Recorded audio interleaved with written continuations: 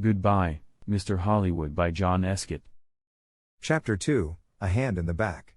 That evening, in his hotel room in Vancouver, Nick could not stop thinking about the girl in the Whistler Cafe. Why did she come and sit with him? She didn't know him, and that story about a party in Toronto wasn't true. And she was worried about something. But what? And that kiss. It was nice, of course, but why did she do it? Maybe she liked my face, Nick thought. Or my brown eyes. But I'm not going to see her again, so it doesn't matter. Forget it.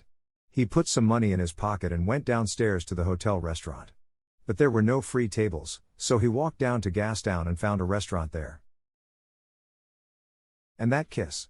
It was nice, of course, but why did she do it? Maybe she liked my face, Nick thought. Or my brown eyes. But I'm not going to see her again, so it doesn't matter. Forget it.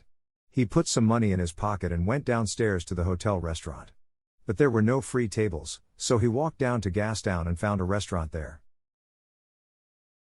After a time, Nick began to walk back to his hotel. He came to a busy street, and waited, with a small crowd of people, to go across. A tall woman in a blue dress stood next to him. She turned and smiled at him. "It's the first warm evening of spring," she said.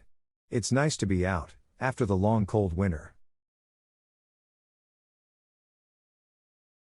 "Yeah," said Nick. "It's great. It's..." Suddenly, there was a hand in his back, and the hand pushed Nick into the road. Nick fell on his face, in front of a big green car.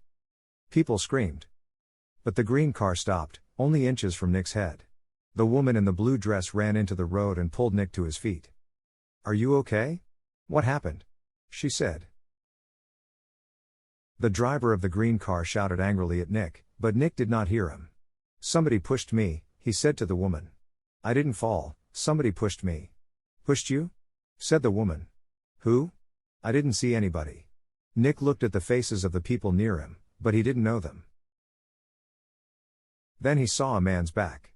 The man was tall and thin, and had very short white hair. He walked quickly away down the street, and did not look back. "Hey, you!" Nick shouted. "Wait!" But the man did not stop, and he was soon lost in the crowds. "Did he push you?"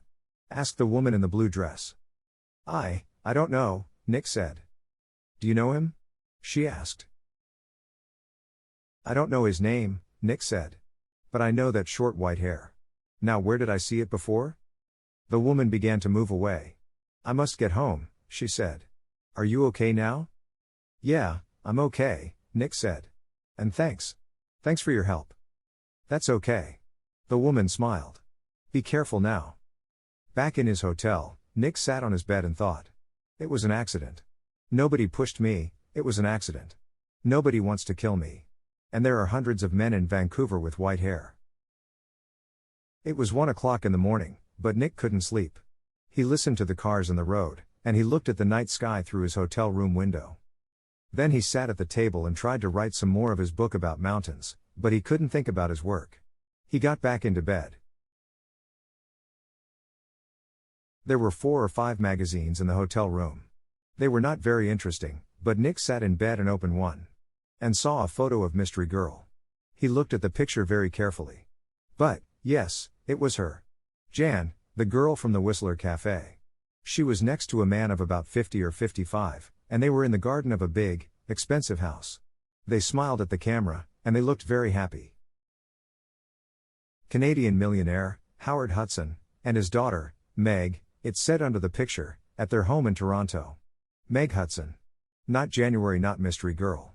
Meg Hudson, the daughter of a millionaire. Nick read it again. Why did she come and sit with me in the cafe at Whistler? He thought. Millionaires' daughters don't sit with strangers in cafes, and then give them a big kiss when they leave. Why did she do it? What did she want? He thought back to the cafe in Whistler, and the girl next to him at the table. Then he remembered something. He remembered a man at a table near them in the cafe. A tall thin man, about 60 years old. A man with very short white hair. Nick didn't sleep much that night.